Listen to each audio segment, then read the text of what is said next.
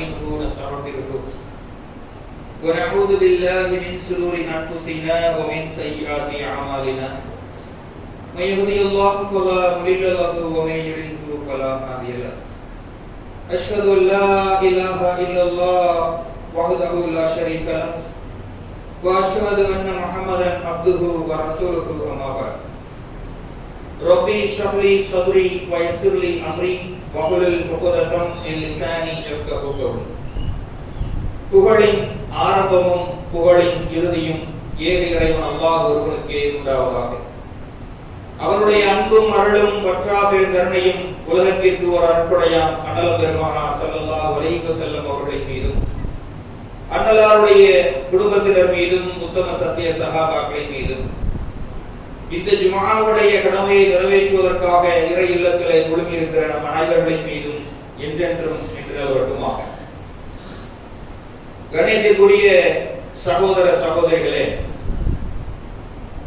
10th 12th பொது தேர்வு முடிவுகள் வந்து வாழ்க்கையினுடைய அடுத்த கட்டத்திற்கு அடியெடுத்து வைத்திருக்கக்கூடிய பல கனவுகளோடு வாழ்க்கையை எதிர்பார்த்து கொண்டிருக்கக்கூடிய மாணவர்கள் பெற்றோர்களாக இந்த சமயத்தில் இருக்கிறோம்.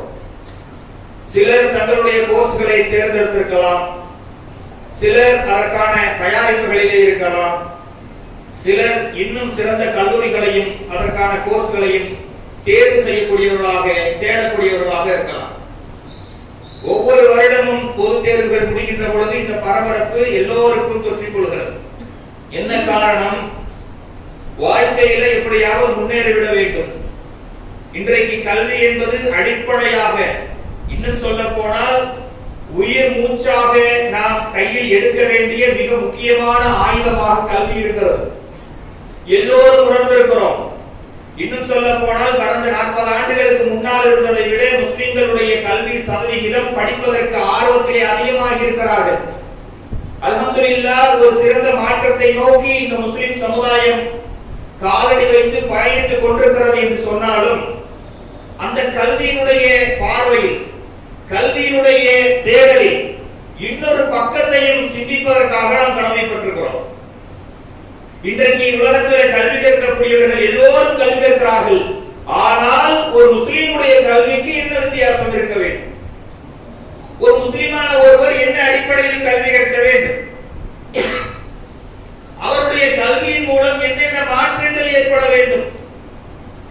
அல்லாஹ் ரப்பல் ஆலமீன் வரலாறுகள் நெடுக எல்லா விதமான மக்களுக்கும் தனித்தனி தூதர்களை அனுப்பினாலும் எல்லா தூதர்களும் மக்களுக்கான வகையை கொண்டு வந்தார்கள். நீங்கள் வணங்க வேண்டிய இறைவன் ஒரே ஒரு இறைவனான அல்லாஹ்வை மட்டும்தான் என்ற தூது செய்தியை சொன்னதோடு அங்கு இருக்கக்கூடிய சமூக பிரச்சனைகளையும் சோசியல் ரெஸ்பான்சிபிலிட்டியோடு எடுத்துக்கொண்டு அதற்கான தீர்வுகளையும் முன்வைத்தார்கள். எதை கொண்டு முன்வைத்தார்கள்? வகையின் மூலமாக அவர்கள் கற்ற கல்வி. ஒவ்வொரு சமூகமும் தங்களுடைய வழிகாட்டின்பால் சென்று கொண்டிருக்கிற பொழுது நீங்கள் இதன் மூலமாக நீங்கள் வெற்றி பெறுவீர்கள் என்று இருளில் இருந்து வெளிச்சத்தை நோக்கி அழைக்கக்கூடிய ஒரு அழைப்பு பணியை அவர்கள் செய்தார்கள். அல்லாஹ் ஒவ்வொரு தூதர்களுக்கும் தன்னுடைய கல்வியை அவர்களுக்கு கற்றுக் கொடுத்தார். திருமறை குர்ஆனிலே அல்லாஹ் ரப்பல் ஆலமீன் சொல்கின்ற பொழுது ஆதமுக்கு நாம் எல்லாவற்றையும் கற்றுக் கொடுத்தோம் என்கிறார். எஜுகேஷன் என்பதே அல்லாஹ்வின் புறத்திலிருந்து தான் மனிதர்களுக்கு கிடைத்திருக்கிறது. யாரும் எப்படியும் எதையும் கற்கலாம் என்பதல்ல, நீங்கள் கற்க வேண்டிய ஒவ்வொன்றும் உங்களுக்கும் நீங்கள் சார்ந்த சமூகத்திற்கும் எந்த அளவுக்கு பயனுள்ளதாக இருக்கிறது என்பதுதான். இந்த அடிப்படையில் தான் எல்லா தூதர்களும் வகையை சொன்னார்கள். ஒவ்வொரு தூதர்களும் அந்தந்த சமூகத்தை சந்திக்கின்ற பொழுது ஒவ்வொரு சமூகத்திலும் ஒவ்வொரு வழிகள் இருந்தது, முரண்பாடுகள் இருந்தது, எதிர்ப்புகள் இருந்தது. இதையெல்லாம் அவர்கள் கல்வியின் மூலமாக தான் சரி செய்தார்கள். அல்லாஹ்வின் தூதர் ஸல்லல்லாஹு அலைஹி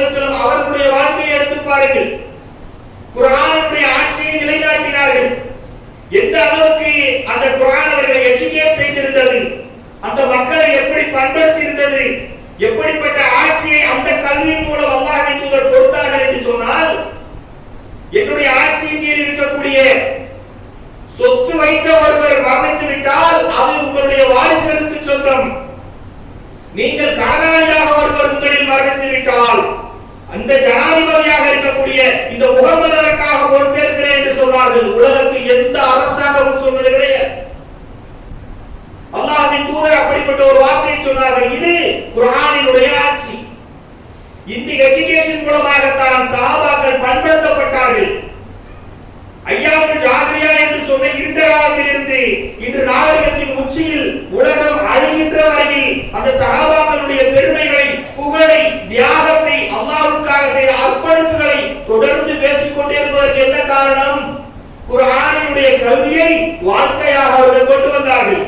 அவர்களுடைய வாழ்க்கையில் அல்லாஹ்வின் தூதருடைய சொல்லும் செயலும் அங்கீகாரமும் பிரதிபலித்தது. காரணம் என்ன? ஒன்றே ஒன்றை அல்லாஹ்வின் தூதர் ஸல்லல்லாஹு அலைஹி வஸல்லம் அவர்கள் மிக தெளிவாக பதிவு செய்திருந்தார்கள். வஹி என்ற கல்வி கடத்தப்பட வேண்டும். அதன் மூலமாகத்தான் நீங்கள் சமூக வெற்றி அடைவீர்கள், விடுதலை அடைவீர்கள் என்பதை சொல்லிக் கொடுத்தார்கள். நீங்கள் மூசா நபியினுடைய வரலாறை எடுத்து பாருங்கள். பலகீனமான அடிமை தலையில் பிறந்த ஒரு நபி. ஆனால் அன ரப்புக்குல் அலா என்று சொன்ன ஃபிரௌனிடத்தில் நேருக்கு நேராக நின்று, நீ இறைவன் கிடையாது, வணக்கத்திற்குரிய இறைவன் அல்லாஹ்வை தவிர வேறு எவரும் கிடையாது என்று சொல்லக்கூடிய நெஞ்சுரமும் துணிச்சலும் திராணியும் எதிர்த்து வந்தது திருமறை குர்ஆன். அதற்கு முன்வந்த வேதங்கள், அதன் மூலமாக அல்லாஹ் சொல்லிக் கொடுத்த எஜுகேஷன். அந்த கல்வியின் மூலமாகத்தான் அவர்கள் தெளிவு பெற்றார்கள், துணிவு பெற்றார்கள். ஒவ்வொரு தூதர்கள் சமூகத்தை சந்திக்கின்ற பொழுதும் சமூக புரட்சி என்பதை அவர்கள் வேதத்தின் அடிப்படையில் ஒரு கூட்டத்தை கட்டமைத்ததால்தான். ஜவஹர்லால் நேரு அவர்கள் தன்னுடைய மகன் இந்திராவுக்கு எழுதுகிறார்கள். தி பிரின்சஸ் ஆஃப் வேர்ல்ட் ஹிஸ்டரி என்று சொல்லக்கூடிய தன்னுடைய புத்தகத்தில் எழுதுகிறார். ஒரு ரொட்டி துண்டுக்கு அலைந்து கொண்டிருந்த ஒரு தீவை சார்ந்த ஒரு கூட்டம் சஹாபாக்கள் சொல்றாங்க. ஒரே நேரத்தில் பாரசீகத்தையும் ரோமையும் வெற்றி கொண்டது என்று சொன்னால் உலக அதிசயங்களில் அது ஒரு முக்கியமான விஷயம். எப்படி அவர்களுக்கு அது சாத்தியமானது? சரியான ஆயுதங்கள் இல்லை. அவர்கள் யூனிவர்சிட்டிகளிலே படித்து சயின்ஸ் அண்ட் டெக்னாலஜியிலே புகழ் பெற்று விளங்கியவர்கள் கிடையாது. ஆனால் அந்த வெற்றி எதை கொண்டு சாத்தியமானது? அல்லாஹ்வின் தூதர் முன்னறிவிப்பு செய்திருந்ததை சாத்தியமாக்கினார்களே சஹாபாக்கள். எந்த சூழ்நிலைகள் வந்தாலும் அவர்கள் மார்க்க அடிப்படையில் பயணிக்க வேண்டும் என்பதை மிக தெளிவாக கற்றிருந்தார்கள். கல்வி கற்கக்கூடிய ஒவ்வொரு மாணவர்களுக்கும் தன் பிள்ளையை வாழ்க்கையிலே உயர்த்த வேண்டும் என்று சொல்லக்கூடிய ஒவ்வொரு ஆசைப்படுகின்ற ஒவ்வொரு பெற்றோர்களும் மனதில் வைத்துக் கொள்ள வேண்டியது, நமக்கு தேவை பயனுள்ள கல்வி. உலக கல்வியாக இருக்கட்டும், மார்க்க கல்வியாக இருக்கட்டும். பயனுள்ள கல்விதான் நாளை மறுமை வரைக்கும் வெற்றியை தரும். அதைத்தான் அல்லாஹ்வின் தூதர் ஸல்லல்லாஹு அலைஹி வஸல்லம் அவர்கள் ஒவ்வொரு கட்டங்களிலும் நமக்கு கற்பித்திருக்கிறார்கள். இன்னும் சொல்ல போனால் சிறந்த கல்வியை நோக்கி பயணிக்கிறார்கள். அந்த கல்வி பிறருக்கும் சமூகத்திற்கும் பயனளிக்கக்கூடியதாக இருக்கிறது. அப்படிப்பட்ட கல்வியை யார் தேடி பயணிக்கிறாரோ அவருடைய அந்த பாதை அவரை சுவனத்தை நோக்கி அழைத்து செல்லும் என்று சொன்னார்கள். எவ்வளவு பெரிய ஆஃபர்! எத்தனையோ வணக்க வழிபாடுகளை இந்த இஸ்லாம் நமக்கு கற்றுத் தருகிறது. நீங்கள் வசீலா என்று சொல்லக்கூடிய நல்ல அறங்களின் மூலமாக அல்லாஹ்வின் நற்பெயர்களை தேடிக் கொள்ளுங்கள் என்று மார்க்கம் சொல்லித் தருகிறது. நீங்கள் கல்வியை கற்றுக்கொள்வதற்காக, நீங்கள் எஜுகேஷன் சிறந்து விளங்குவதற்காக, நாலேஜை நீங்கள் எடுத்துக்கொள்வதற்காக அல்லாஹ் தரக்கூடிய பரிசு சுவனம் என்று அல்லாஹ்வின் தூதர் ஸல்லல்லாஹு அலைஹி வஸல்லம் சொன்னார்கள். எல்லோரும் படித்தார்கள், நானும் படித்தேன் என்பதல்ல. ஒரு முஸ்லிமுடைய படிப்பு அந்த உம்மத்துக்கு பயன்பட வேண்டும். ஒரு முஸ்லிமுடைய படிப்பு அவன் சார்ந்திருக்கிற சமூகத்திற்கு பயன்பட வேண்டும். ஏனென்று சொன்னால் அல்லாஹ் இதற்கான ஒரு சோர்ஸை உங்களிடத்திலே அமானிதமாக கொடுத்திருக்கிறேன் என்று சொல்கிறார். சாதாரணமாக எல்லோரையும் போல படித்துவிட்டு செல்லக்கூடாது, செல்லவும் முடியாது. ஏன்? உங்களுக்கு ஒரு அமானிதத்தை கொடுத்திருக்கிறோம் என்று அல்லாஹ் ரப்பல் ஆலமீன் தெளிவாக சொல்லி காட்டுகிறார். 33வது அத்தியாயம் 82வது வசனத்தில் அல்லாஹ் சொல்கிற பொழுது, இன்னா அரல்னல் அமானத அல ஸமாவாதி வல் அர்லி வல் ஜிபால், வானங்களுக்கும் பூமிக்கும் மலைக்கும் நாம் ஒரு அமானிதத்தை எடுத்து காட்டினோம், ஒரு பொறுப்பை எடுத்து காட்டினோம். அவை அதை ஏற்க பயந்து மறுத்து விட்டது என்று அல்லாஹ் சொல்றார். மூன்று அல்லாஹ் சொல்றாங்க. பெரும்படைப்பு வானங்களையும் பூமியையும் மலையையும் அல்லாஹ் சொல்றார். படைப்புகளிலே மிக கடினமானதும் பெரியதும். அதற்கு அல்லாஹ் ஒரு அமானிதத்தை எடுத்து காட்டுறார். அதை ஏற்பதற்கு பயந்து நடுங்கி மறுத்து விட்டன என்று அல்லாஹ் சொல்கிறார். இதை இந்த அமானிதத்தை மனிதன் பெற்றுக்கொண்டான், மனிதன் ஏற்றுக்கொண்டான், அதற்கு அவன் தயாராக ஆகிவிட்டான் என்று சொல்கிறான். என்ன தெரியுமா? அது பகுத்தறிவு. இந்த அமானிதத்தை பகுத்தறிவு என்கிற அந்த சிந்தனையை அல்லாஹ் ரப்பல் ஆலமீன் இத்தனை படைப்புகளை படைத்த ரப்பல் ஆலமீன் மனிதனை சிறந்த படைப்பாக புகழுகின்ற ரப்பல் ஆலமீன், புகழாரம் சூட்டுகின்ற ரப்பல் ஆலமீன் உங்களுக்கு மணி மகுடமாக நான் கொடுத்திருப்பது பகுத்தறிவு, சிந்தித்து உணரக்கூடிய அறிவு. அந்த அறிவின் மூலமாக இவர் ஏதோ ஒரு இலக்கை அடைய வேண்டியிருக்கிறது. அந்த இலக்கை இவர் அடைவதற்கு இது நிச்சயமாக வழிவகுக்கும் என்று அறிந்த ரப்பல் ஆலமீன் அந்த அமானிதத்தை நமக்கு கொடுத்திருக்கிறார். கொஞ்சம் யோசிச்சு பாருங்க. அந்த பெரும் படைப்புகள் எல்லாம் எதற்காக அதை மறுத்தவன்? யா அல்லாஹ், இவ்வளவு பெரிய பொறுப்பாக இருக்கிறதே, இதை அப்படியே குற்றமில்லாமல், குறையில்லாமல், மாசில்லாமல் உன்னிடத்திலே வந்து கொடுக்க முடியுமான்னு எங்களுக்கு தெரியும். அமானிதம்னா என்னங்க? திருப்பி ஒப்படைக்க வேண்டிய ஒரு பொருள்.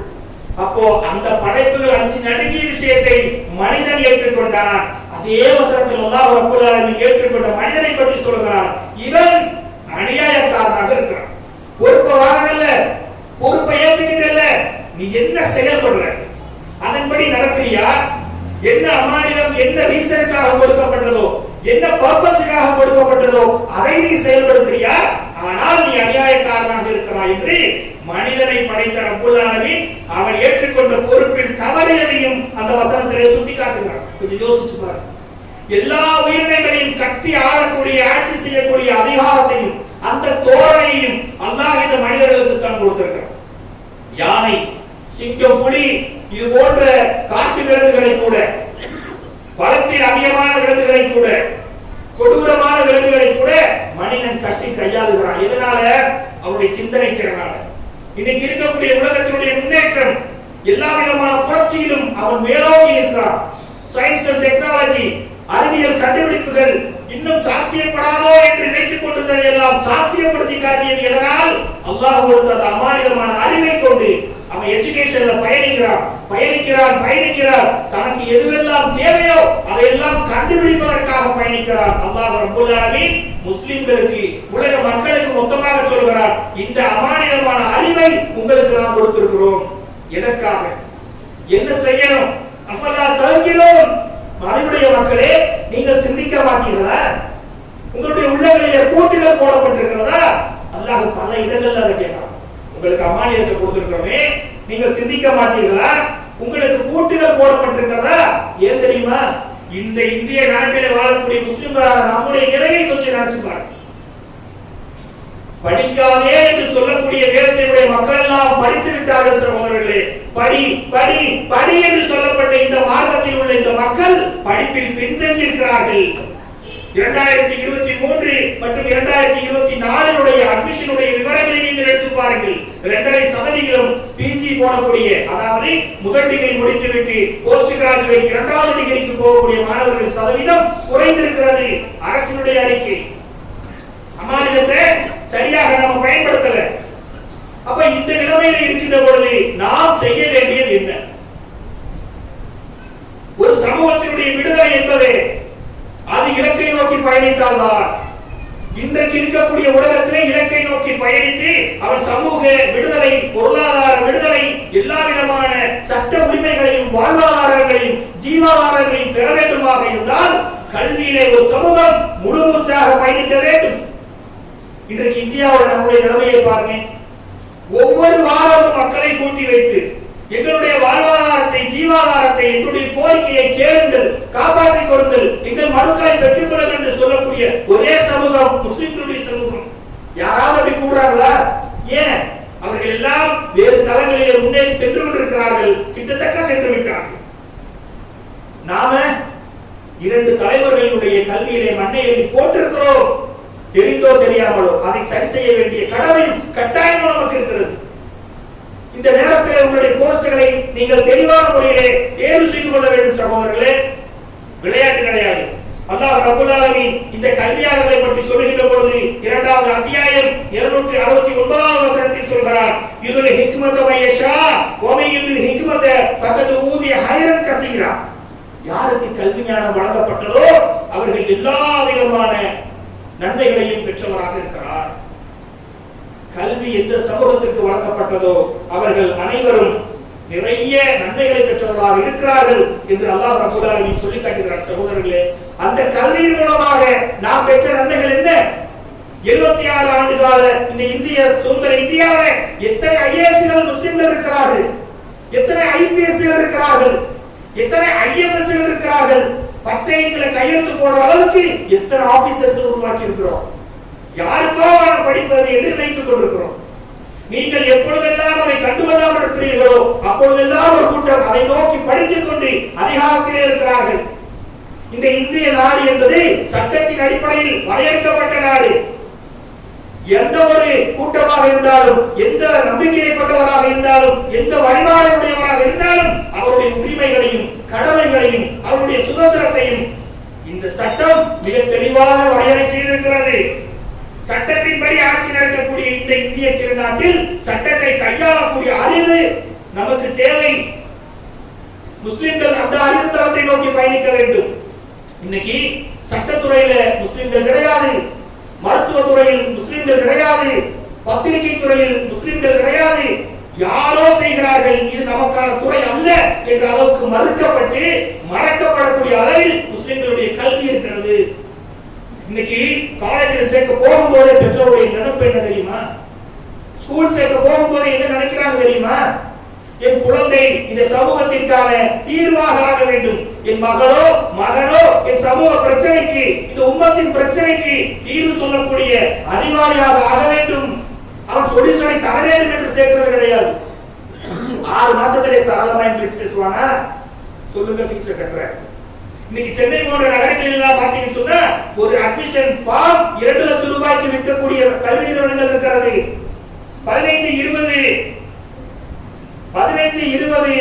மணி நேரங்கள் காத்திருந்து அட்மிஷன் வாங்கக்கூடிய பள்ளிகள் இருக்கிறது. அப்போ நிலத்தடித்து நகையிட்டு படிக்க போறோமே எதற்காக? என் பிள்ளை இந்த உம்மத்தினுடைய சொல்யூஷனாக இருக்க வேண்டும் என்பதற்காகவா? நிச்சயமாக கிடையாது. 10th நல்ல மார்க் எடுத்தா 12th நல்ல மார்க் எடுக்கணும், 12th நல்ல மார்க் எடுத்தா நல்ல காலேஜ் கிடைக்கும், நல்ல காலேஜ் கிடைச்சா நல்ல வேலை கிடைக்கும், அப்புறம் பெரிய சம்பந்தம் கிடைக்கும். இதுதான் இந்த ஒட்டுமொத்த மக்களுடைய கோலாக இருக்கிறது, இதுதான் இலக்காக இருக்கிறது.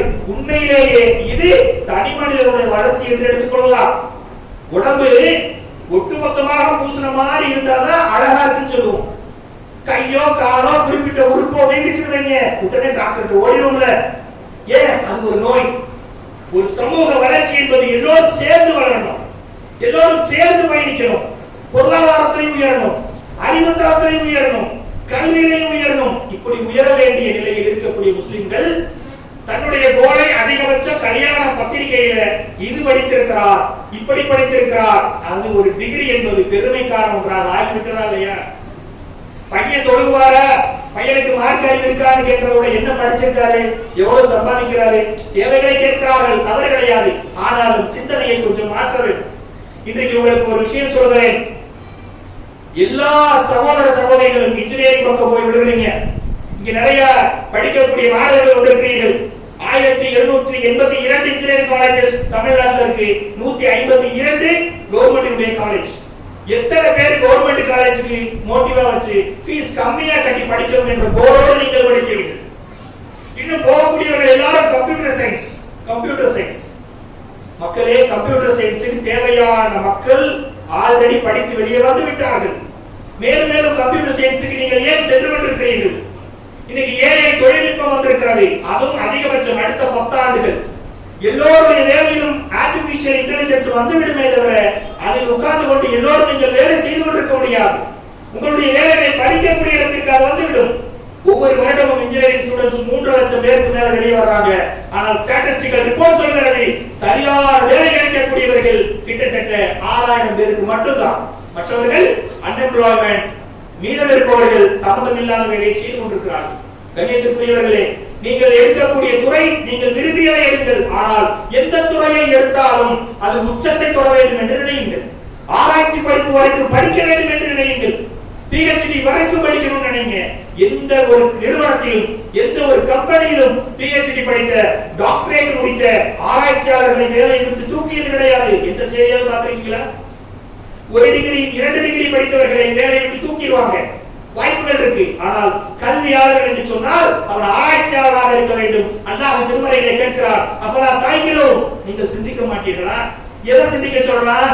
அல்லாஹ் கடலை பற்றி பேசுகிறார், வானிலை பற்றி பேசுகிறார், கல்விகளை பற்றி பேசுகிறார், மனிதனுடைய பிறப்பை பற்றி பேசுகிறார். நீ விந்து துளியாக இருந்து அழகிய படைப்பாக வெளியே வருகிறாயே, எப்படி என்று சிந்தித்துப்பார் என்று அந்த ஃபார்முலா வரைக்கும் அல்லாஹ் திருமறையிலே பேசுகிறார். சகோதரர்களே, அப்படி இருந்து அல்லாஹ் ரப்பல் ஆலமீன் மீண்டும் மீண்டும் சொல்கிறார், நீங்கள் சிந்திக்க மாட்டீர்களா? அப்படின்னா என்ன அர்த்தம்? திருமறை குர்ஆனின் மூலமாக நீங்கள் சிந்தித்து அறிய வேண்டிய இலக்கு நிறைய இருக்கிறது. நீங்கள் வரலாறுகளை புரட்டி பார்த்தீர்கள் என்று சொன்னால், சாதனை செய்த அறிஞர்கள் எல்லாம் புவியீர்ப்பு விசையை கண்டுபிடித்த ஐசக் நியூட்டன் சொல்கிறார், புவியீர்ப்பு விசையை நான் அறிந்த பிறகு வானியலுடைய ஆராய்ச்சிக்கு செல்கின்ற பொழுது நான் அரேபிய அறிஞர்களுடைய தோளில் நின்றுதான் ஆராய்ச்சி செய்தேன் என்றார். அப்படின்னா என்ன அர்த்தம்? நான் புவியீர்ப்பு விசையை கண்டுபிடிப்பதற்கு முன்னாலேயே அரேபிய அறிஞர்கள் அதுக்கான ஃபார்முலாஸ் ரெடி பண்ணி வச்சிருந்தாங்க என்று சொல்றாங்க. கண்ணியத்திற்குரியவர்களே, இப்படி எல்லா வகையிலும் கல்வியிலும் கோலோச்சி கொண்டிருந்த, கல்வியை ஆர்வமூட்டக்கூடிய இந்த முஸ்லிம் சமுதாய மக்கள் தான் ரோட்டில் நின்று வந்து எங்களுக்கு உரிமையை யாராவது பெற்றுக் கொடுங்கள் என்று கேட்டுக் கொண்டிருக்கிறோம். எவ்வளவு பெரிய அவநல்கள்! வெளியிலிருந்து வந்து நம்முடைய வாழ்வாதாரத்தையும் ஜீவாதாரத்தையும் நம்முடைய பொருளாதாரத்தையும் உயர்த்தி விடுவார்களா?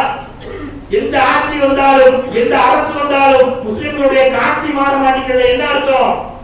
முஸ்லிம்கள் தங்களுடைய நிலையை மாற்றிக் கொள்வதில்லை. முஸ்லிம்கள் தங்களுடைய தரத்தை உயர்த்த வேண்டிய தூரம் இருக்கிறது, பயணிக்க வேண்டிய தூரம் இருக்கிறது. இன்றைக்கு ஒன்றை சிந்தித்துக் கொள்ளுங்கள். நீங்கள் படிக்கிறீர்கள் என்று சொன்னால் சோசியல் ரெக்வயர்மெண்ட் என்று ஒன்று இருக்கிறது, சமூகத்திற்கான தேவை. பர்சனல் ரெக்வயர்மெண்ட் என்று இருக்கிறது, தனக்கான தேவை. இஸ்லாம் எப்பவுமே சோசியல் ரெக்வயர்மெண்ட் தான் முன்வைக்கிறது. நீங்கள் உங்களுக்கு எதை விரும்புகிறீர்களோ அதை நீங்கள் பிறருக்கு விரும்ப வேண்டும். தீன் வ நசீஹா, மார்க்கம் என்றாலே, இஸ்லாம் என்றாலே அது பிறர் நலம் நாடுவதுதான். அப்போ பிறருக்கான நீதியையும் செலுத்த வேண்டிய முழு உரிமையும் முழு வழிகாட்டலும் கொண்ட முஸ்லிம் சமூகம் படிப்பிலே பின்தங்கி இருக்கிறது என்று சொன்னால் நீங்கள் இந்த தருணத்தில் விட்டுவிடக் கூடாது சகோதரர்களே. சரியான துறைகளை நீங்கள் தேர்ந்தெடுக்க வேண்டும். என்ன துறைகளை தேர்ந்தெடுக்கணும்? இன்றைக்கு முஸ்லிம்கள் சட்டத்துறையில் இல்லை, யோசிச்சு பார்த்துக்கங்க. சட்டத்துறையில இல்ல. இன்றைக்கு முஸ்லிம்களுக்கு ஒரு பிரச்சனை என்றால் ஹைகோர்ட்ல ரெக்டிஃபை பண்றதுக்கு நமக்கு லாவினுடைய லாபி இருக்கிறதா? சட்ட வல்லுநர்கள் இருக்கிறார்களா? கோயம்புத்தூர்ல ஒரு பிரச்சனை என்று சொன்னால் ஹைகோர்ட்ல ஸ்டே ஆர்டர் வாங்குறதுக்காக நமக்கு ஸ்ட்ரெங்த் இருக்கிறதா? எதை வலுப்படுத்த வேண்டும்? சட்டத்துறையில் முஸ்லிம்கள் சுத்தமாக இல்லை. அப்படியே அரசு துறையில் முஸ்லிம்கள் சுத்தமாக இல்லை. அப்படியே ஒன்று ரெண்டு பேர் இருந்தாலும் அவர்கள் நேர்மையாக இருப்பதில்லை. லஞ்சம் வாங்கக்கூடியவர்களாகவும் மார்க்கத்துக்கு முரணாகவும் மனசாட்சிக்கு முரணாகவும் நடந்து கொண்டிருக்கிறார்கள். நினைவில் வைத்துக் கொள்ளுங்கள், மார்க்க அடிப்படையில் ஒரு சமூகத்தை கட்டெழுப்பினால்தான், உலக கல்வியையும் சேர்த்து கொடுத்தால்தான் மிகச் சிறந்த நியாயத்தை மக்களுக்கு கொடுக்க முடியும். இந்த சமூகத்தினுடைய விடுதலையை நமக்கு நாமே பெற்றுக் கொள்ள முடியும். இந்த நாட்டினுடைய உச்சபட்ச அதிகாரம் என்பது நீதித்துறை. அந்த நீதித்துறையில நாம கோலோச்சுகிறோமா? எனக்கான நீதியை பெற்றுக் கொடுங்கள் என்று கேட்கிறோமே தவிர அதற்கு என் பிள்ளையை படிக்க போட வேண்டும் என்று எத்தனை பெற்றோர்கள் நினைக்கிறோம்? என்றைக்காவது ஒரு கற்பனை செய்துண்டா, என் மகன் சைலண்ட் போட்ட வண்டியில வந்து இறங்கணும், ஒரு ஐபிஎஸ் ஆக, ஒரு ஐஏஎஸ் ஆக, கருப்பு கோட்டு போட்டு ஒரு லாயராக, ஒரு நீதிபதியாக வரணும், இவர் ஆளர் என்று சொல்லி கோர்ட் எதிர்த்து நிக்கணும், அதை நான் பார்க்கணும் எந்த பெற்றோராலும் நம்மை நினைத்ததுண்டா சகோதரர்களே? அந்த நினைப்பு இருந்தால் அல்லாஹ் உதவி செய்திருப்பார். அந்த இலக்கை நோக்கி பயணித்திருப்போம். ஒரு முஸ்லிம் என்பவருடைய கடமையே தான் விரும்புவதை பிறருக்கு செய்வதுதான். அப்ப இந்த நாட்டிலே உச்சபட்ச அதிகாரமாக இருக்கக்கூடிய நீதித்துறையில் முஸ்லிம்கள் இருந்தார்கள் என்று சொன்னால் முஸ்லிம்களுடைய நியாயமான விடுதலையும் கிடைக்கும். யாரெல்லாம் இந்த இந்திய நாட்டிலே ரசிக்கப்படுகிறார்களோ, ஒடுக்கப்படுகிறார்களோ, யாருடைய உரிமைகள் எல்லாம் பறிக்கப்படுகிறதோ, மீறப்படுகிறதோ, அவர்களுடைய உரிமையும் சேர்த்து நம்முடைய பிள்ளைகள் வாங்கி தருவார்கள். ஆனால் அந்த இலக்கை நோக்கி பயணிக்கவில்லை. அதைத்தான் நம்ம புரிந்து கொள்ள வேண்டும். கண்ணியத்திற்குரியவர்களே, கல்வி என்பது ஒரு சமூகத்தின் மாற்றமாக, ஒரு இனத்தின் மாற்றமாக, அதனுடைய முடிவுகள் மிகப்பெரிய பிரதிபலிப்பாக இருக்க வேண்டும். இன்றைக்கு எவ்வளவோ ஆடம்பரங்களிலே முஸ்லிம் சமூகம் பணத்தை இழந்து கொண்டிருக்கிறது. ஒரு கல்யாணம் வச்சு நடத்துறாங்கன்னு சொன்னா பல பேருடைய செமஸ்டர் ஃபீஸ் அதில் கட்ட முடியும். நாளை அல்லாஹ்விடத்தில் அதற்கான பதில் இருக்கிறது. நீங்கள் ஒரு இறைச்சி சாப்பிட்டால் இந்த நாட்டில் சிலர் கொல்லப்படுகிறீர்கள் என்று சொன்னால் அந்த நீதியை யார் பெற்று தருவது? நீங்கள் சரியாக தொழில் செய்ய முடியவில்லை, சரியாக வணக்க வழிபாடுகள் செய்ய முடியவில்லை, இதையெல்லாம் முஸ்லிம் சமூகம் கண்டுகொள்ளாமல் ஆடம்பரங்களை திரைத்திருந்தார்கள் என்ற கேள்விக்கு நாளை பதில் சொல்ல வேண்டாமா? அறிவு தளத்திலே முஸ்லிம் இளைஞர்களை அமர்த்தாமல் விட்ட தவறுதான் இன்று வரை நமக்கான விஷயங்கள்ல நம்ம விரதை கேட்கக்கூடியவர்களாக, ரோட்டில் நின்று கோஷம் போடக்கூடியவர்களாக இருக்கிறோம். அதெல்லாம் நியாயமான கோரிக்கைகளாக இருந்தாலும் அரசு தரப்புல அதெல்லாம் பதிவு செய்யப்படுமே தவிர நமக்கான தீர்வு குர்ஆன் ஹதீஸை வைத்து மிகப்பெரிய புரட்சி செய்த அண்ணல் பெருமானார் ஸல்லல்லாஹு அலைஹி வஸல்லம் அவர்களுக்கு முன்னால் வந்த அந்த நபிகள் எல்லாம் அவர்கள் காட்டிய வழிகளை நாம் என்ன செஞ்சிட்டோம் சொன்னா வணக்க வழிபாடுகளுக்கு மட்டும்தான் என்று புரிந்து கொண்டோம். வாழ்க்கையாக மாற்றி பாருங்கள், மிகப்பெரிய புரட்சியை இந்த முஸ்லிம் சமூகம் கண்டுகொள்ளும். கண்ணியத்திற்குரியவர்களே, நாம் பயணிக்க வேண்டிய தூரம் நிறைய இருக்கிறது. எனவே இன்றைக்கு முடிவு செய்து கொள்ளுங்கள், என்னுடைய குடும்பத்தில் இருந்து அரசு துறையில ஒரு பையன் வரணும். குரூப் 1, குரூப் 2, குரூப் 4 எக்ஸாம்ஸ் இருக்கு. எத்தனை பேர் நம்ம ப்ரிப்பேர் பண்றோம்? IAS IPS கான படிப்புகள் ஒரு டிகிரியை முடிச்சீங்கன்னா எந்த டிகிரி படித்தாலும் சரி அதற்கு அடுத்து IAS க்கு படிக்கலாம். எத்தனை பேர் ட்ரை பண்றோம்? நமக்கு தேவை ஒரு 15,000 20,000 வேலை கிடைச்சா போதும், பெரிய கோலை அச்சீவ் பண்ணிட்ட மாதிரி நினைக்கிறோம். ஒரு சமூகத்தின் விடுதலை படித்தவர்களால் சாத்தியப்படும். அல்லாஹ் அதற்கு உதவி செய்வார். கல்வியை நோக்கி பயணியுங்கள் பயணியுங்கள் பயணியுங்கள் என்று சொல்லக்கூடிய இந்த மார்க்கத்தில் இருக்கக்கூடிய நாம் இந்த 2025 சொல்கிறோம், நீங்கள் கல்வியை கற்றுக்கொள்ளுங்கள். எவ்வளவு பெரிய பின்னடைவு! கண்ணியத்திற்குரியவர்களே, இன்றைக்கு வக்ஃப் சொத்துக்களை இழந்து கொண்டிருக்கிறோம். இழக்கக்கூடிய வாய்ப்புகள் வந்துருச்சுல. இங்க இருக்கக்கூடிய மாணவர்களிடத்திலும் காலேஜ் ஸ்டூடெண்டை நான் கேட்கிறேன், வக்ஃப் திருத்த சட்டம் ஒன்று கொண்டு வந்தாங்கல்ல, எத்தனை பேர் அந்த வெப்சைட்ல போய் அந்த அமெண்ட்மென்ட் பில்லை டவுன்லோட் பண்ணி நீங்கள் படித்தீர்கள்? அதுல எத்தனை பக்கங்கள் இருக்கிறது? சரி, பெற்றோர்களாவது கேட்டீர்களா, மகனே இங்க வா, உன்னை இங்கிலீஷ் மீடியத்தில் படிக்க போறேன்ல, இந்த வக்ஃப் திருத்த சட்டம்னா என்ன சொல்லு பார்க்கலாம். எதை அரசு சொல்லுகிறது, நாம எதையெல்லாம் வெறுக்கிறோம் சொல்லு என்று கேட்டதுண்டா? இல்லை. 24 ஹவர்ஸும் ரீல்ஸ்ல மூழ்கி கிடக்கிறோம். பிரிலிம்ஸுக்கான தயாரிப்புகளில் ஒரு கூட்டம் இருந்து கொண்டிருக்கிறது. IAS IPS என்று உயர் அதிகாரத்தில் இருக்கக்கூடிய பதவிகளுக்கு ஒரு கூட்டம் பயணித்துக் கொண்டிருக்கிறது. நாம ஆடம்பரங்களிலும் விளையாட்டுகளிலும் சோசியல் மீடியாக்களிலும் மூழ்கி கொண்டிருக்கிறோம். காலேஜில் சேர்த்துட்டோமா, அடுத்த 3 வருஷம் 4 வருஷம் காலேஜ் ஸ்டூடெண்ட். இது ஒரு வாழ்க்கை.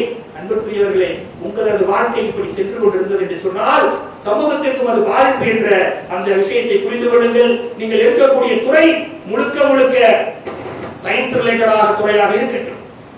அதிகமாக கம்ப்யூட்டர் சயின்ஸ்லேயே போய் விழுகாதீங்க, ஆர்டிபிஷியல் இன்டெலிஜென்ஸ்லேயே போய் விழுகாதீங்க. இன்றைக்கு ஆராய்ச்சி செய்யக்கூடியவர்களுக்கு உலக நாடுகள், குறிப்பாக அரபு நாடுகள்ல உங்களுக்கு மாதம் 40,000 ரூபாய் வரை ஸ்டைபண்ட் கொடுத்து உங்களை படிக்க எடுத்துக் கொள்கிறார்கள். முயற்சித்தோமா? எத்தனை கல்வி நிறுவனங்கள் தமிழ்நாட்டில் நமக்கு முஸ்லிம்களுக்கு இலவசமாக கொடுத்துக் கொண்டிருக்கிறது? என்னென்ன பொருளாதாரம் நமக்கு ஃபண்ட் பண்றாங்க? யாரெல்லாம் நமக்கு உதவி செய்வார்கள்? அதை தேடியதுண்டா? லட்சக்கணக்கில் போட்டு படிச்சு 20,000 ரூபாய் 15,000 ரூபாய்க்கு வேலைக்கு போறோம். இது லாபமா? கம்மியான தொகையில சிறந்த கல்லூரிகளை தேர்ந்தெடுத்து லட்சக்கணக்கில் சம்பாதிக்கிறது லாபமா? கண்ணியத்திற்குரியவர்களே, சரியான கோர்ஸ்களை தேர்ந்தெடுத்துக் கொள்ளுங்கள். முக்கியமாக அரசு பதவிகளுக்கு நீங்கள் கடினமாக உழைத்து படியுங்கள். ஒரு சமூகத்தினுடைய மாற்றம் என்பது 30 ஆண்டுகள் தான் சகோதரர்களே, 100 ஆண்டுகள் கிடையாது. ஒரு தலைமுறை என்பது 30 ஆண்டுகள் தான். அடுத்த 20 ஆண்டுகளுக்கு முஸ்லிம் சமூகம் கடுமையாக கல்வியை உழைக்கவில்லை என்று சொன்னால் இன்று துருந்து விழுந்து கொண்டிருக்கிறது சகோதரர்களே. நாளை தூண் விழும்போது நம்மால் வாயே திறக்க முடியாது என்பதை நீங்கள் புரிந்து கொள்ளுங்கள். உரிமைகளை பாதுகாப்பதாக இருந்தாலும் சரி, நம்முடைய சுதந்திரத்தை பாதுகாப்பதாக இருந்தாலும் சரி, பிறருடைய உரிமைகளை மீட்டுக் கொடுப்பதாக இருந்தாலும் சரி, இஸ்லாம் நமக்கு சொல்லக்கூடியது நீங்களும் வளர்ச்சி அடைய வேண்டும், உங்கள் சமூகமும் வளர்ச்சி அடைய வேண்டும். அப்படிப்பட்ட வழிமுறைகளை திருமறை குர்ஆன் நமக்கு சொல்லுகிறது. அடம்பலி தன்னுடைய கோர்ஸ்களை தேர்ந்தெடுத்து சமூகத்தை உயர்த்தக்கூடியவர்களாக அந்த ஆக்கியர் நிறுவனம். அல்ஹம்துலில்லாஹி ரப்பில் ஆலமீன். கணிதக்குரிய சகோதர சகோதரிகளே, கல்லூரி படிப்பு என்று சொல்லுகின்ற பொழுது அது ஒரு ஜாலியான வாழ்க்கை என்று மாணவர்கள் நினைத்துக் கொண்டிருக்கிறார். என்னுடைய குழந்தையை கல்லூரியில சேர்த்து விட்டுட்டேன், அதுக்கப்புறம் அவர் படித்து முடித்த உடனே லட்சங்களில் சம்பாதித்து விடுவார் என்ற கனவும் பெற்றோர்களுக்கு இருக்கிறது. நியாயமான கனவுதான். இன்ஷா அல்லாஹ் ஒவ்வொருடைய வாழ்வாதாரத்தையும் அல்லாஹ் அதிகப்படுத்தி தருவானாக. ஆனால் அதே நேரத்திலே நான் எடுத்திருக்கக்கூடிய கோர்ஸ், என்னுடைய பயணம் எதை நோக்கி இருக்க வேண்டும் என்பதையும் நம்ம கொஞ்சம் புரிஞ்சுக்கணும். ஒரு ஆண் அல்லது பெண் 26 வயது வரைக்கும் படிக்க வேண்டும். அதாவது PhD வரைக்கும் முழுமையாக முடித்தால் தான் ஒரு ஸ்ட்ராங்கான எஜுகேஷன் என்று அர்த்தம். பெண்களுக்கான கல்வி என்ன? டாக்டர்களாக படிக்க வைக்க வேண்டும். உடனே பொருளாதாரத்தை நினைச்சு நம்ம பயந்துருவோம். அதற்கான நிறைய வழிமுறைகளும் சமூகத்தின் நல்லெண்ணம் படைத்தவர்களும் அதற்கான நல்ல மனிதர்களும் இருக்கிறார்கள். உங்களுடைய இன்றைய பொருளாதாரத்தை நினைத்து கவலைப்படாதீர்கள். உங்களுடைய வாழ்வாதாரத்தையும் என்னுடைய வாழ்வாதாரத்தையும் அல்லாஹ் தான் நிர்ணயிக்கிறார். நம்முடைய ரிஸ்கை அல்லாஹ் தான் நிர்ணயிக்கிறார். எனவே நல்ல எண்ணங்களை கொண்டு டாக்டர்களாக உருவாக்குங்கள். ஆயுர்வேதிக் இருக்கிறது, சித்தா இருக்கிறது. இப்படி வகையிலே முதல் வகை அறிவிலே முதலிடத்தில் இருக்கக்கூடியது வகை, இரண்டாவது இடத்திலே அறிவிலே இருக்கக்கூடியது சுன்னா, மூன்றாவது இடத்திலே இருக்கக்கூடியது உடல் சம்பந்தப்பட்ட அறிவு. அப்போது டாக்டர் என்கிற துறைகளிலே பெண்களை அமர்த்த வேண்டியது காலத்தின் கட்டாயம். ஏன் சொல்றேன்னு சொன்னா, இந்தியாவை தவிர மற்ற எல்லா நாடுகளிலும் சுகப்பிரசவம் தான் நடக்கிறது. இந்தியாவில் மட்டும்தான் ஏகப்பட்ட சிசேரியன் நடக்கிறது. என்னைக்காவது யோசிச்சிருக்கோமா ஏன் இந்த மாதிரி? நீங்க அரபு நாடுகள் சென்று பாருங்கள், தானா அவங்களா கார் ஓட்டிட்டு போய் குழந்தையை பெற்றெடுத்துட்டு பெண்கள் வீட்டுக்கு வந்துருவாங்க. அரபு நாடுகளுக்கு சென்றவர்களுக்கு தெரியும். ஆனா நமக்கு ஏன் கடினமாகி போச்சு? மருத்துவத்துறையில் ஒரு அநீதி. அப்ப மார்க்க அடிப்படையிலே நீங்கள் நல்ல சிறந்த பெண்மணிகளை உருவாக்கினீர்கள் என்று சொன்னால் பெண் சமூகத்துக்கான இந்த அநீதிகளை நீக்கக்கூடியவர்களாக நாம் ஆக முடியும். ஆண்களுக்கான துறை என்ன? நீங்கள் IASகளாக IPSகளாக பச்சைங்களை கையெழுத்து போடக்கூடிய அதிகாரமிக்கவர்களாக வர வேண்டும். ஏன் தெரியுமா? இந்திய நாட்டில் சிறுபான்மையினாக இருக்கக்கூடிய நாம் அதிகார தளத்தில் இருந்தால் மட்டும்தான் உரிமைகளை பாதுகாக்க முடியும். ஏன்? கல்வியின் மூலமாக அதை இந்த அரசும் நம்முடைய இந்த சட்டமும் நமக்கு உறுதியளிக்கிறது. சட்டத்தின் அடிப்படையில் யாரும் எதையும் படிக்கலாம், எந்த அதிகாரத்திற்கு வர முடியும். இந்த நாட்டில் அந்த அதிகாரத்தை விட்டுக் கொடுக்காமல் ஆரோக்கியமான முறையில் வரக்கூடியவர்களாக இருக்க வேண்டும். ஒன்றை புரிந்து கொள்ளுங்கள் சகோதரர்களே, எவ்வளவு பெரிய கல்வி படித்தாலும் சரி, மார்க்கத்தின் அடிப்படையில் இல்லை என்று சொன்னால் அதற்கு வெற்றியை அல்லாஹ் தரப்போவதில்லை. ஆலிம்சாவாக இருந்து அட்வொகேட் வரைக்கும் இருக்கணும், ஆலிம்சாவாக இருக்கணும், மார்க்கமும் தெரிந்திருக்க வேண்டும், அவர் உலக கல்வியிலும் சிறந்திருக்க வேண்டும். இல்லை என்று சொன்னால் உங்களுக்கு நீதி கொடுக்கப்படாது. இறுதியாக ஒன்றை சொல்லி நிறைவு செய்கிறேன் சகோதரர்களே. மலேசியா நம்ம எல்லாருக்கும் தெரியும். அதுல ஹிண்ட்ராப் என்ற ஒரு அமைப்பு இருக்கு. 2006ஆம் ஆண்டு மலேசியா கவர்மெண்ட் ஒரு முடிவு செய்கிறார்கள். என்ன செய்கிறார்கள் என்று சொன்னால், ஆக்கிரமிப்பு நிலத்தில் கட்டப்பட்ட எல்லா வழிபாட்டு தலங்களையும் அகற்ற வேண்டும் என்று முடிவு செய்கிறார்கள். அப்படி கட்டப்பட்ட வழிபாட்டு தலங்களில் மசூதிகளை இடித்தார்கள், சர்ச்சுகளை இடித்தார்கள், பிரச்சனை வரல. ஒரு கோயில் மேல் கை வைத்தார்கள், பிரச்சனை எழுந்துவிட்டது. வேதமூர்த்தி என்று சொல்லக்கூடிய ஒருவர், யார் அந்த வேதமூர்த்தி என்று சொன்னால் சுருக்கமாக சொல்லிவிடுகிறேன். 100 ஆண்டுகளுக்கு முன்னால் தேனி மாவட்டம் இது போன்ற இடங்களில் இருந்து தேனி மாவட்டத்தினுடைய மேற்கு தொடர்ச்சி மலைகளை எல்லாம் பிரிட்டிஷ் அரசாங்கம் அழித்து காபி தோட்டமாக போட்டு விட்டார்கள். அதே போல அவர்கள் ஆண்ட மலேசியாவில் அவர்கள் ரப்பர் தோட்டம் போடுவதற்காக தேனி மாவட்டம், மதுரை, தஞ்சை, இன்னும் கடலோர மாவட்டங்களில் எல்லாம் கப்பலில் மக்களை கூட்டிட்டு போய் அந்த மலையக தொழிலாளர்களால் வேலை பார்க்க வைத்தார்கள். ரப்பர் தோட்டங்களில் அவர்கள் வேலை செய்தார்கள். வேலை செய்கின்ற பொழுது முஸ்லிம்களும் போயிருந்தாங்க. வேலை செய்த அவர்களுக்கு முஸ்லிம்களுடைய உணவுகள் பிடித்திருந்ததால அவர்கள் நிறைய ஹோட்டல் தொழிலை செஞ்சாங்க. 100 வருடங்களுக்கு மேல ஆனது. ஹோட்டல் தொழிலை இன்னைக்கும் மலேசியா போனவர்களுக்கு தெரியும், முஸ்லிம்கள் தான் கோலோச்சுகிறார்கள். உணவு தொழில முஸ்லிம்கள் தான் நம்பர் 1, வேற எந்த துறைக்கும் போகல.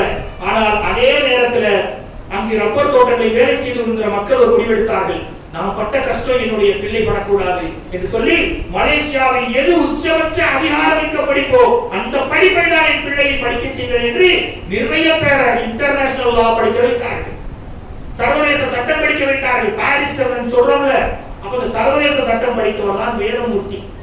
தன்னுடைய வழிபாட்டு தளத்தில் கை வச்ச உடனே நேரா எங்க போறான்னு சொன்னா இந்த ராயல் கோர்ட் ஆஃப் ஜஸ்டிஸ் என்று லண்டனில் ஒரு கோர்ட் இருக்கு.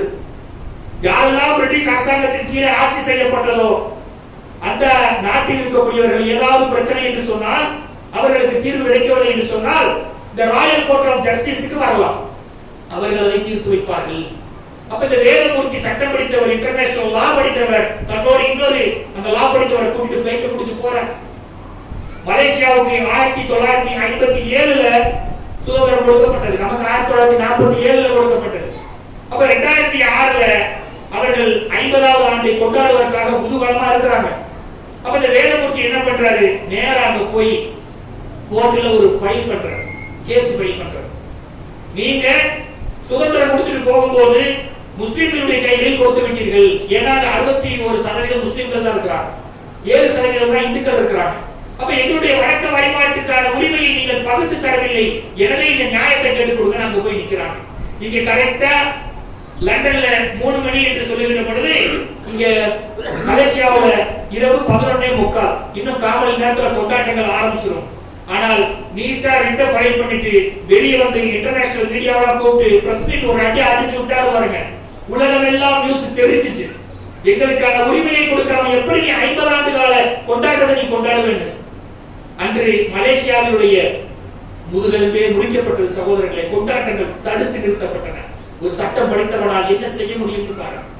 இந்த சட்டம் நமக்கு தெரிந்திருந்தது என்று சொன்னால் பாபர் மசூதியை கை வைக்கின்ற பொழுதே நம்ம போயிருப்போமா இல்லையா? ஏன் இந்த நாட்டையும் பிரிட்டிஷ்காரங்க தான் ஆண்டாங்க. இந்த ராயல் கோர்ட் ஆஃப் ஜஸ்டிஸுக்கு போகணும்னு நமக்கு தெரியாது, இன்றும் தெரியவில்லை. எனவே நம்முடைய சட்ட உரிமைகளை தெரிவதற்கு அறிவு தளத்தில் பயணிக்க வேண்டியது மிக மிக முக்கியம். அந்த தளத்தை முஸ்லிம் சமூகம் வெகு காலமாக தவற விட்டுவிட்டது. இன்று படிக்கக்கூடிய நீங்கள் அதை கையில் எடுங்கள். இது போன்ற உங்களுடைய சிந்தனைகள் மாற்றி சிந்தியுங்கள். என் மூலமாக என்னுடைய சமூகம் வாழ்வாதாரத்தையும் ஜீவாதாரத்தையும் உறுதி செய்ய வேண்டும் என்று நீங்கள் முடிவெடுங்கள். அல்லாஹ் அதற்கு உதவி செய்வார். அப்படிப்பட்ட சிறப்பு சமுதாயத்தை உருவாக்கக்கூடிய மக்களாக அல்லாஹ் ரப்பல் ஆலமீன் உங்களையும் உங்கள் குடும்பத்தையும் என்னையும் என் குடும்பத்தையும் ஆக்கி அருள்வானாக என்று பிரார்த்தித்து நிறைவு செய்கிறேன். வாஹிர் தாவா அல்ஹம்துலில்லாஹி ரப்பில் ஆலமீன். அஸ்ஸலாமு அலைக்கும் வரஹ்மத்துல்லாஹி வபரகாத்துஹு.